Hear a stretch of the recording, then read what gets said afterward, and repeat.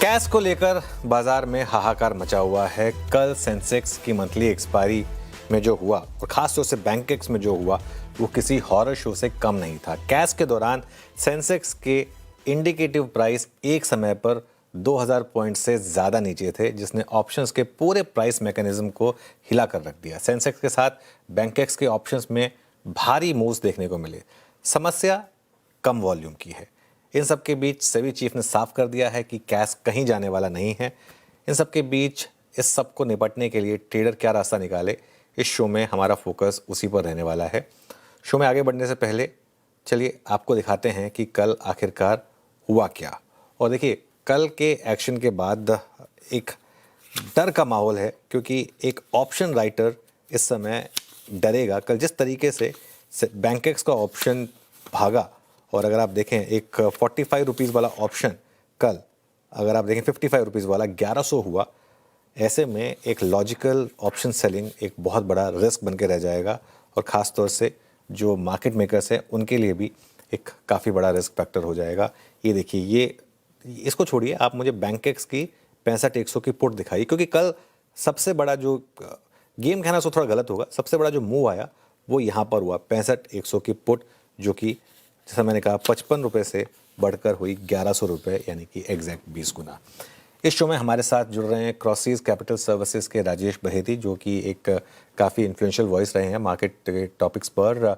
त्रिशक्ति associates के founder Vijay Sharma, जो शुरू से मेरे साथ जुड़ते आए हैं कैश के इस कवरेज में, और मार्केट एक्सपर्ट मयंक बंसल, जो जेन स्ट्रीट वाले मामले में विसल ब्लोअर थे, और ये भी आपको CNBC आवाज़ पर लगातार इस शो में हमारे साथ जुड़ते आए हैं। आप तीनों का बहुत बहुत शुक्रिया अपना समय निकालने के लिए। राजेश जी, आपके साथ शुरुआत करूंगा। कल जो हुआ सेंसेक्स और खास तौर से बैंकेक्स के ऑप्शंस में, आप उसे कैसे देखते हैं?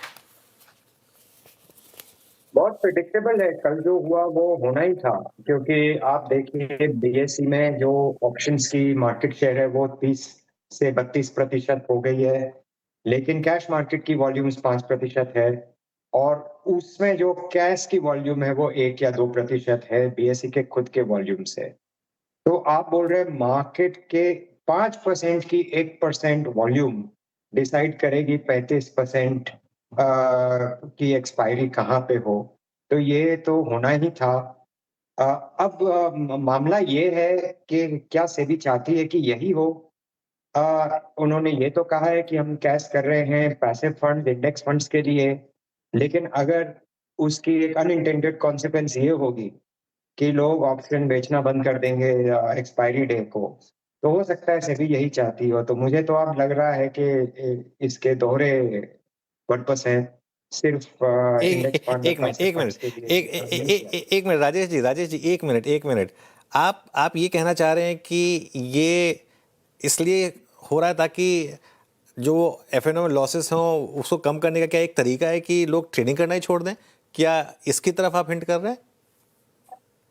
देखिए, ये कोई बोलेगा नहीं, लेकिन आप भी जानते हैं और आपने अभी अभी कहा है कि इससे तो बेचना भारी हो जाएगा, पर लोग बेचना बंद कर देंगे, और ऑप्शन की जो एक थीटा एक्सपायरी होती है, थीटा लॉस होता है, जो सुबह से शाम तक एक्सपायरी डे पे होना चाहिए, वो होगा नहीं। तो कोई भी बेचने वाला 10 बार सोचेगा ऑप्शन बेचने के लिए, और बेचेंगे नहीं लोग, तो लेने वाले क्या लेंगे? या तो बहुत ही हाई प्राइस में कोई बेचेगा और हाई प्राइस में लेंगे, या बेचने वाले निकल गए तो फिर लेने वाले भी निकलेंगे। नहीं, देखिए टीवी पर पहली बार किसी ने ये बात बोली है वैसे, मतलब क्योंकि आई थिंक वैसे हम मतलब ऑफ द रिकॉर्ड तो बोलते हैं, लेकिन टीवी पर ये बात पहली बार शायद मैं सुन रहा हूँ कि शायद इसका मैकेनिज्म लाया इसलिए गया कि वो ऑप्शन ट्रेडिंग ही बंद हो जाए। अब आई मीन देखिए, ये एक व्यू है, ये राजेश जी का व्यू है और हम रिस्पेक्ट करते हैं राजेश जी के व्यू की। अब चलते हैं विजय के पास। विजय जी, कल बैंकेक्स में, और बैंकेक्स तो बहुत क्लियर है, बैंकेक्स तो अब सिर्फ पूरे महीने तो कोई ट्रेडिंग होती नहीं है बैंकेक्स के ऑप्शंस में, सिर्फ एक्सपायरी पे जाके वो थोड़ा सा एक्टिव होता है। तो ऐसे में क्या करे ट्रेडर? नमस्कार अनुज जी। सबसे पहले आपको बहुत धन्यवाद। आपने ये जो कैश का जो काम चालू हुआ उसके पहले और दूसरे दिन ही हम रिटेलर्स को बताया था कि 3-15 पे अपनी ऑप्शन ट्रेडिंग बंद कीजिए और घर जाइए। जिन्होंने फॉलो किया उनका अच्छा हुआ, जिन्होंने नहीं फॉलो किया पता नहीं उनके साथ क्या हुआ नहीं हुआ। अब सर अपने आते हैं जो कल हुआ। अगर आपको याद हो लास्ट वीक जब हमने इस शो में डिस्कस किया था तो हमने बेसिकली इस मूव के बारे में कुछ चर्चा की थी कि कुछ बड़ा होने वाला है, क्या होने वाला है गॉड नोस, लेकिन कोई कुछ प्रिपरेशन करके गया था, देख के गया था कि मार्केट में क्या लिक्विडिटी है, वो कितनी इजीली चीजों को ओवरड्राइव कर सकता है या सिस्टम के एडवांटेज ले सकता है। हम सब वेट कर रहे थे कि सेंसेक्स में कुछ होगा, सेंसेक्स में कुछ होगा, वहां कांड हो गया बैंकेक्स में। बैंकेक्स में कुछ लिक्विडिटी नहीं है, एक पर्टिकुलर स्टॉक में खूब सारी बिड डाल के बहुत इजीली उसको नीचे मूव कर दिया गया। लोगों के काफी पैसे लगे हैं। अगर अपने क्लोज टू क्लोज बात करते हैं तो उसमें देखिए जो अमाउंट जो निकल के आ रहा है हमारे हिसाब से, जो हम एक वैल्यू फॉलो कर रहे हैं पिछले 3 साल 4 साल से to check the option chain, तो उसमें बैंकेक्स में सिर्फ 80 करोड़ रुपए का मूवमेंट आ रहा है। ये आ रहा है 3.15 और 3.30 के वैल्यू के हिसाब से, लेकिन हमको आपको सबको पता है वो 55 रुपए वाला ऑप्शन ऊपर में जाके 1100 1200 गया, फिर वो आके 650 700 रुपए पे सेटल हुआ। वो 55 से 1100 की जो मूवमेंट हुई उसका वैल्यू किसी को नहीं पता, उसमें कितनों के पैसे लगे, कितने आए। ये 80 करोड़ रुपया क्या एक्चुअल में 250 300 करोड़ रुपया हो सकता है, उससे कम हो सकता है, उससे बेसी हो सकता है। तो ये पूरी चीज क्या है ना, मतलब अभी ऐसा हो गया कि समझ में नहीं आ रहा कि अपने करे क्या एज ए ट्रेडर। बिल्कुल देखिए, अब ये एक अप्रोच हो सकती है कि आप 3:15 बजे ट्रेडिंग ही बंद कर दें, लेकिन फैक्ट ये है कि क्यों, अगर मार्केट चल रहा है 3:30 तक 3:40 तक, तो मैं क्यों ना ट्रेड करूं। मयंक, आप सेबी को लगातार लिखते रहे हैं, आपने जेन स्ट्रीट वाले मामले में भी एक विसल ब्लोअर का काम किया था। इस मामले में आपने अब तक सेबी से कोई बात की है क्या, कोई सजेशंस भेजे हैं क्या, और आपके हिसाब से जो कल हुआ, क्या उसके बाद कुछ जरूरत पड़ेगी, क्या एक चेंज करने की जरूरत पड़ेगी कल के बाद? देखिए, नमस्कार अनुज जी। अनुज जी, मैंने कल ही सेबी को एक बहुत डिटेल्ड मेल लिखा है जिसमें मैंने सारे कैश के इश्यूज डिस्कस किए हैं और सुझाव भी दिए हैं कि कैसे इसे सही किया जा सकता है। अभी कैश का सबसे बड़ा मुद्दा यह है कि इसका जो मुद्दा है वो ऑप्शंस या कैश का नहीं है। इसका मुद्दा एक रेलिवेंट, क्रेडिबल, रिलायबल क्लोज का है। ये जो क्लोज है ये क्रेडिबल और रिलायबल ही नहीं है, चाहे कैश मार्केट के लिए या चाहे डेरिवेटिव्स मार्केट के लिए। आपका जो 3.15 से 3.30 के बीच में कैश में जो वॉल्यूम्स होते हैं वो 1,000 करोड़ हो रहे हैं, वो 1% ऑफ डेज वॉल्यूम्स हो रहे हैं। अगर आप बाकी दुनिया में देखें, यूएस, यूरोप, ऑस्ट्रेलिया, ये 10 से 25% के बीच में होते हैं ऑफ द डेज वॉल्यूम्स। तो जो हमारा कैश है ये क्रेडिबल और रिलायबल क्लोज ही नहीं है। एक क्लोज जो सैंक्टिटी है एक मार्केट में, बड़ी शिद्दत वाली सैंक्टिटी है कि एक बहुत ही सैक्रोसैंक्ट सा लेवल होता है जिसपे सब लोग ट्रस्ट कर सकते हैं। ये वो लेवल दूर दूर तक नहीं है। आप देखेंगे आमतौर पे कैश में 30-40 बिप के मूव्स आते रहते हैं। अब दिन में होता ही इंडेक्स का मूव 70-80 बिप है, उसका आधा मूव अगर कैश में आ रहा है तो ये तो बिल्कुल ही बिल्कुल ही मजाक सा बन गया है। इसका सोल्यूशन जो मैंने सेबी को प्रपोज किया है वो ये है कि अगर आपको क्लोज को रिलायबल रखना है तो आप 3 से 3:20 के बीच में वीवैप पे क्लोज कर दीजिए, उसी पे आप क्लोज करिए। और ऑप्शन विंडो एनेबल करने के लिए for FI passive index funds जिसका फ्लो वो एक सिंगल प्राइस में एनेबल करना चाह रहे हैं, वो 3:20 से 3:30 के बीच में उसी प्राइस पे ट्रेड करें जो कि 3 से 3:20 के बीच में डिसाइड हुई है। तो एक पोस्ट मार्केट सेशन की तरह हो जिसमें एफआई जो पैसिव पार्टिसिपेंट्स हैं वो आके एक सिंगल प्राइस पे ट्रेड कर लें। उनके लिए तो बहुत अच्छा है कि सिंगल प्राइस, उनका जो डिजायर है ट्रेडिंग के लिए वो उन्हें मिल रहा है। डोमेस्टिक पार्टिसिपेंट्स का पार्टिसिपेशन फॉस्टर करने के लिए वो ये करें कि उस विंडो में जो कैश की विंडो 3:20 से 3:30 की जो मैं प्रपोज कर रहा हूं उसमें वो एसटीटी रिड्यूस कर दें, ताकि जो उनका फ्लो है एफआई इंडेक्स फंड्स का वो डोमेस्टिक फंड से मैच हो जाए। और रिलायबल क्लोज के लिए आप 3 से 3:20 के वीवैप को ही माने और उसी क्लोज पे 3:20 से 3:30 के बीच में, जैसे एक पोस्ट मार्केट सेशन पहले होता था 3:40 से 4 के बीच में, वैसे एक 3:20 से 3:30 के बीच में पोस्ट मार्केट ऑप्शन सेशन हो जहां पे उसी प्राइस पे ट्रेडिंग हो। समस्याएं तो बिल्कुल अनगिनत है। कोई भी इन्वेस्टर अगर इन्वेस्ट करना चाह रहा है किसी एएमसी में, उसे 3.15 तक पता ही नहीं कि उसको किस लेवल पे इन्वेस्टमेंट मिलने वाला है। ये बिल्कुल ही कई लाख करोड़ के इन्वेस्टमेंट होते हैं हर साल और इन्वेस्टर्स को पता ही नहीं कि उन्हें 3:30 पे क्या लेवल मिलने वाले। बिल्कुल ही मुझे तो बकवास लगता है ये। अब सिमिलरली पूरा मार्केट का माइक्रो स्ट्रक्चर इरोड हो गया। कैश कहीं हिल रहा है, फ्यूचर्स कहीं हिल रहे हैं। सेम स्टॉक की जो क्लोजिंग है वो कल आप देखें कैनरा बैंक 3% दूर, मतलब 3% ऑफ क्लोज हुआ है एनएससी और बीएससी के बीच में। ये कैसा मतलब अजीब सा मार्केट हो गया है। कुछ तो सैंक्टिटी होनी चाहिए ना कुछ पूरे sanity होनी मार्केट। देखिए तो गुस्सा है सब में, आई कैन अंडरस्टैंड। थोड़ा रिक्वेस्ट करूंगा कि थोड़ा सा गुस्से पे कंट्रोल करें, ठीक है ना। आप नेशनल टीवी पर हैं और थोड़ा सा हम एक इस चीज़ को एक जो अपना व्यू है वो उसको हम उसी तरीके से रखें। अच्छा, एक काम करते हैं, एक बार सुन लेते हैं सेबी चीफ ने क्या कहा, एक बार सुन लेते हैं सेबी चीफ ने क्या कहा, उसके बाद फिर आगे बढ़ेंगे। एक बार वो बाइट सुनाते हैं आपको। नहीं, अभी हम कोई चेंजेस नहीं देख रहे हैं और सिस्टम ऐसे ही चल रहा है। पार्टिसिपेशन इस पे बढ़ेगी और सब लोग ब्रोकर्स और वो अपनी ऐप्स में एनेबल करेंगे और लोग सीखेंगे और इस मार्केट में आएंगे।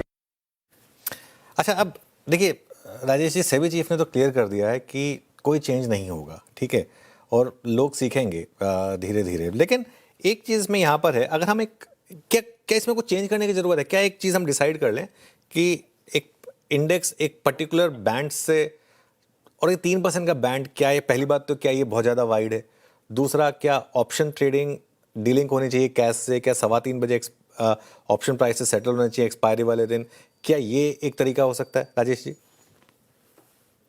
देखिए, सेबी चीफ ने जो कहा, हो सकता है दुनिया में कैश एक सक्सेसफुल सिस्टम बन चुका है, लेकिन जैसे F&O में आपको स्टॉक की एंट्री दीजिए, F&O में कितनी भी अच्छी कंपनी की क्वालिटी हो, लेकिन एक मार्केट कैप होने के बाद ही उसे F&O में एंट्री मिलती है। इसी तरह कितनी भी अच्छे सिस्टम हो कैश, लेकिन उसको एंट्री तभी मिलनी चाहिए जब उसकी जो वॉल्यूम है एक हद क्रॉस कर जाए और 10 से 25% अगर दिन की वॉल्यूम कैश में आने लग जाए, तब उसे आप बोल सकते हैं कि F&O की प्राइसेस उससे डिटरमिन हो सकती है। जब तक ये ना हो, F&O को आप डीलिंग कर सकते हैं, इससे इंडेक्स फंड्स को कोई लेना देना नहीं है, पैसिव फंड्स को कोई लेना देना नहीं है।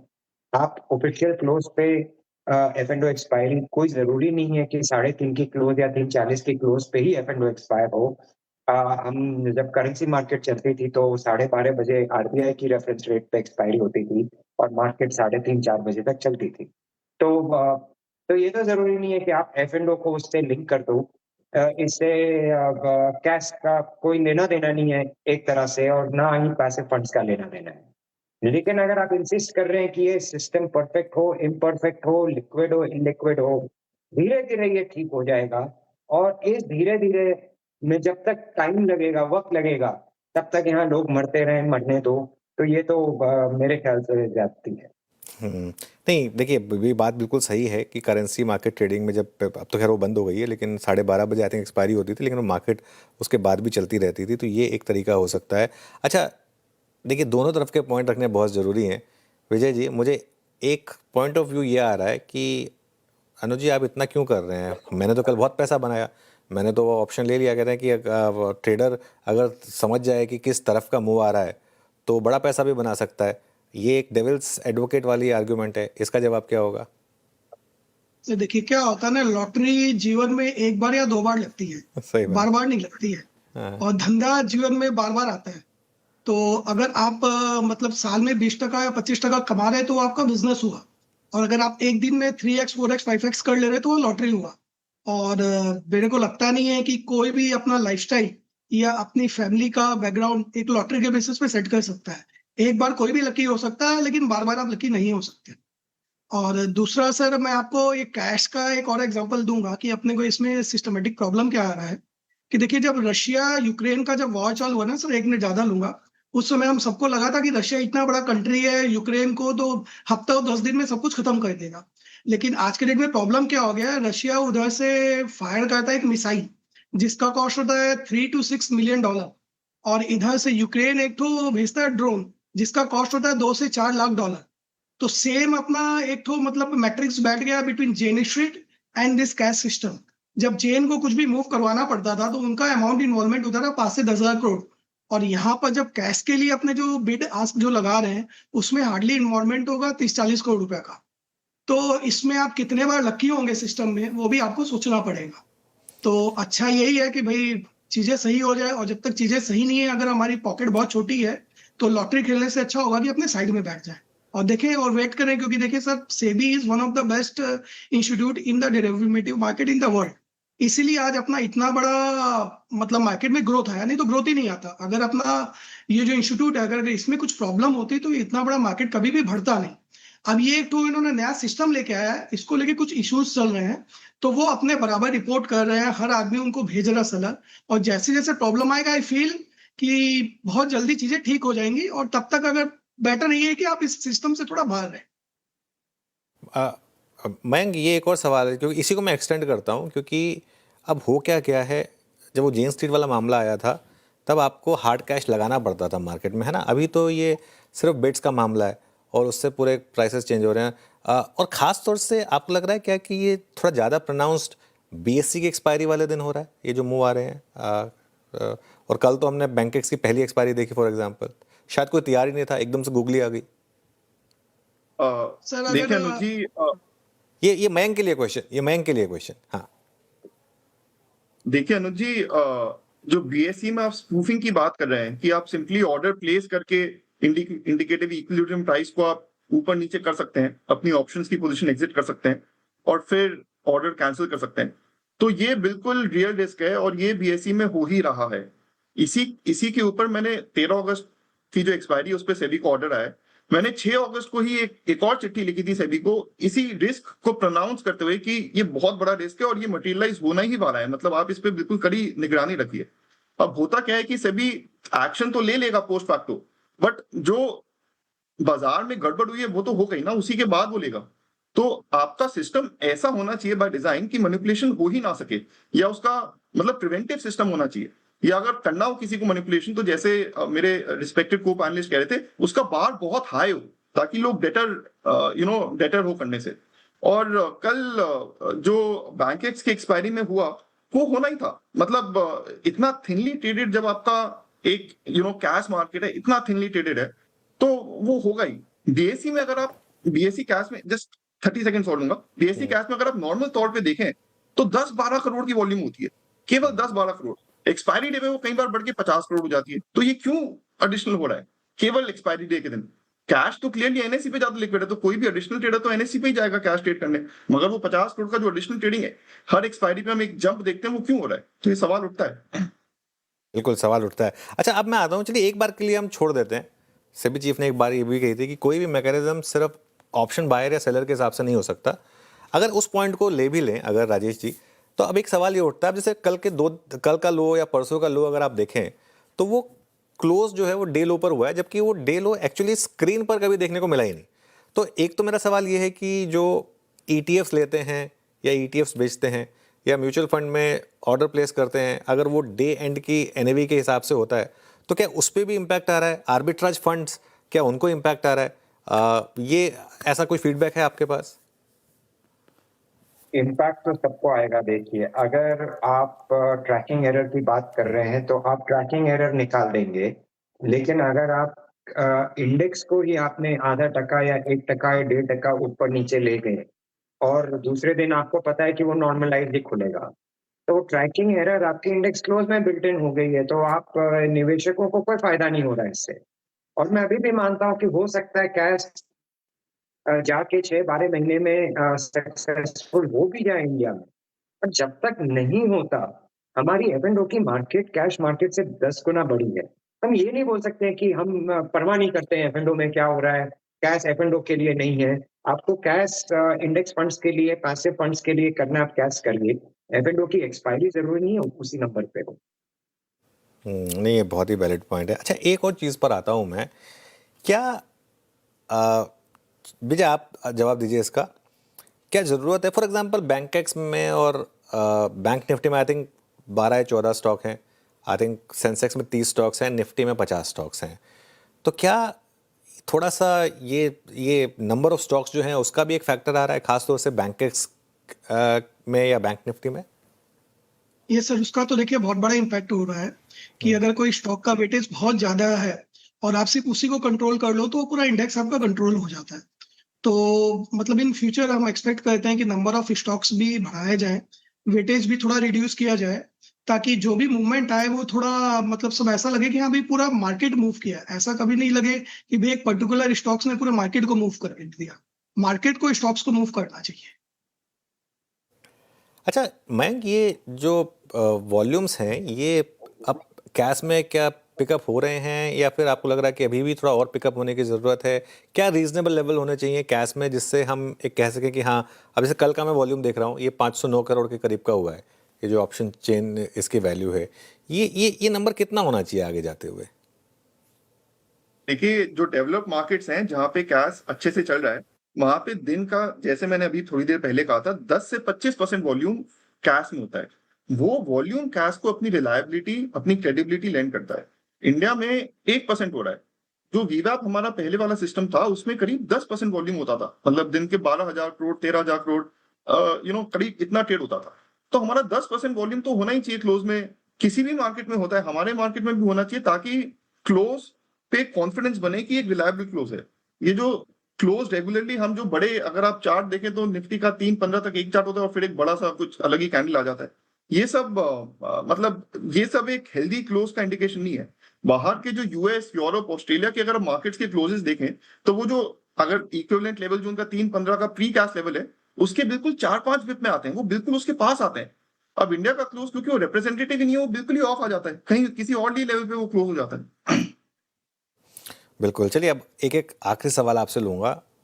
कैश एक रियलिटी है, ये सेबी चीफ अब कह चुके हैं। ट्रेडर अपने आप को कैसे एडजस्ट करे इस समय? राजेश जी, आपसे शुरुआत करूंगा। देखिए, जीरो डीटी की ऑप्शन में प्रॉब्लम होगी। अब एक दो बार मार खा के सेलर भी बेचना बंद कर देंगे या ऐसा प्राइस मांगेंगे जिसमें बायर को प्रॉफिट होने की चांस बहुत कम हो जाएगी। तो आपने मार्केट की जो प्राइसिंग की स्ट्रक्चर है, जो ऑप्शन की एक थ्योरी है, प्राइसिंग की थ्योरी है, आपने उसको पूरा तहस नहस कर दिया है। तो सोल्यूशन तो एक ही है, आप काम ना करें जीरो डीटी में, और वॉल्यूम कम होंगे और लिक्विडिटी कम होगी, सब कुछ कम होगा। तो अगर ये चाहते हैं, अगर हमारे जो रेगुलेटर्स हैं, तो फिर वो उस हिसाब से सक्सेस हो जाएगा। और अगर ये नहीं चाहते और कैश उन्होंने किया था सिर्फ पैसिव फंड्स और इंडेक्स फंड्स के लिए, उसका सोल्यूशन भी है। एक तीसरा सोल्यूशन भी आप ट्राई कर सकते हैं कि आप ऑर्डर मॉडिफिकेशन या ऑर्डर एक बार डाल के आप निकाल नहीं सकते हैं कैश में। तो जो ऑर्डर आएंगे वो वैसे ही ऑर्डर आएंगे जिनको ट्रेड करना हो, वो भी एक ट्राई करके देख सकते हैं। चलिए, ठीक है। ये तो हो गए खैर सॉल्यूशंस, जो ऑब्वियसली हम सजेशंस तो खैर देंगे ही सेबी चीफ को। हम श्योर जा भी रहे होंगे सेबी चीफ के पास ये सजेशंस। विजय, आप क्या एडवाइस देंगे ट्रेडर्स को कैश मैकेनिज्म में? क्या केयरफुल रहें, क्या क्या करें? सर, सबसे पहले तो देखिए, आपको सेम डे एक्सपायरी ऑप्शंस नहीं ट्रेड करना है। और दूसरा सर, लास्ट 20 डेज का जो कैश का जो हिस्ट्री है, उसमें हमने देखा 80% ऑफ द टाइम मूवमेंट जो होता है, जो या स्टॉक प्राइसेस हो या फ्यूचर प्राइसेस हो या even next week option prices हो, वो रिवर्स हो जाते हैं। कि जो 3.15 पे प्राइस था, 3.15 से 3.30 में जो भी मूव आया हो, अप या डाउन, वो नेक्स्ट डे रिवर्स हो जाता है। अगर आपको एग्जांपल पे देखना है तो आज का मतलब 24,600 का पुट का भी देख सकते हैं। कल उसमें 40 पॉइंट्स का अप मूव आया था फ्रॉम 315 टू 330। आज उसमें वापस सुबह में 9:30 तक वापस ही वो डाउन मूव आ गया। तो as a trader, as a option trader, आपको एक्चुअल में टिल डेट ऐसा ही है कि भाई अगर आप वो 3.15 से 9.15 नेक्स्ट दिन का अगर आप विंडो आप छोड़ भी देते हो, तो आपको कुछ जा नहीं रहा है। तो let us be safe than sorry. तो थोड़ा वेट करते हैं, सिस्टम को स्टेबल होने देते हैं, फिर हम भी ट्रेड करेंगे इनको। बिल्कुल। मयंक, आपकी तरफ से आखिरी सवाल, as a trader, pure trader, क्या करें इस समय? देखिए, मेरी तो बिल्कुल स्ट्रॉन्ग सलाह रहेगी जो भी ट्रेडर्स हैं उन्हें, कि आप ऑप्शंस सेल करके तो आप कैश विंडो में बिल्कुल ना जाएं। तो आपको 3.15 पे आपको काट दिन, आप बाय तब भी कर सकते हैं, मगर आप सेल करके तो बिल्कुल ना जाएं, क्योंकि एक ही दिन में आप कभी साफ हो जाएंगे। और जैसा हिसाब चल रहा है, ऐसा लग रहा है कि वो कभी भी आ सकता है। और दूसरी बात, मैं अपने रिस्पेक्टेड को पैनलिस्ट से बिल्कुल सहमत हूं कि थोड़ा आप नजरअंदाज कर सकते हैं जो कैश की कैंडल आई है। आप मान सकते हैं कि जो 3.15 का लेवल है, उधर ही अगले दिन उसी के आसपास मार्केट फिर से आ जाएगा। तो आप उस मूव को अकाउंट में ना लें, जबकि ये सब आइडियल नहीं है। मतलब इन द सेंस वो मूव होना सही चाहिए, ऐसा नहीं कि उस मूव को मार्केट पार्टिसिपेंट्स नजरअंदाज कर रहे हैं।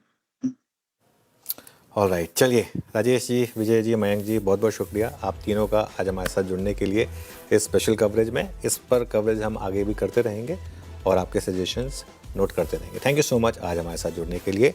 अभी के लिए इस कवरेज में इतना ही। जुड़े रहिए CNBC आवाज़ के साथ।